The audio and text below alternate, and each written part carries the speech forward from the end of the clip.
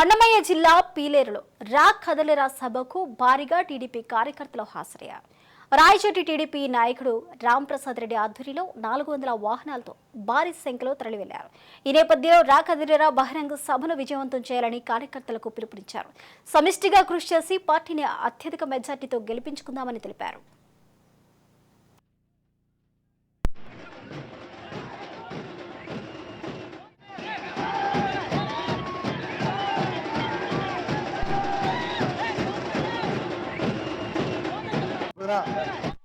గత 5 సంవత్సరాలుగా ఈ రాష్ట్రంలో నెలకొన్న దుర్భిక్షము పోవాలంటే రేపు మరొక్కసారి చంద్రబాబు నాయుడు గారు ముఖ్యమంత్రి కావాలి.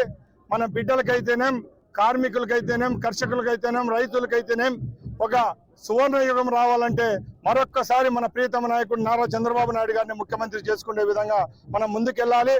తప్పకుండా ఈ ప్రోగ్రాంకు ఎప్పుడూ లేని విధంగా మన రాయచోటి నుంచి ఇన్ని వేలాది మందిగా కార్యకర్తలు వస్తున్నారంటే ఒక్కటే స్పందన. రాబోయే కాలంలో మన రాయచోటి నియోజకవర్గాన్ని తెలుగుదేశం పార్టీ జెండా ఎగరవేసి తప్పకుండా చంద్రబాబు నాయుడు గారికి మనం గిఫ్ట్ గా ఇస్తామని తెలియజేసుకుంటున్నాం.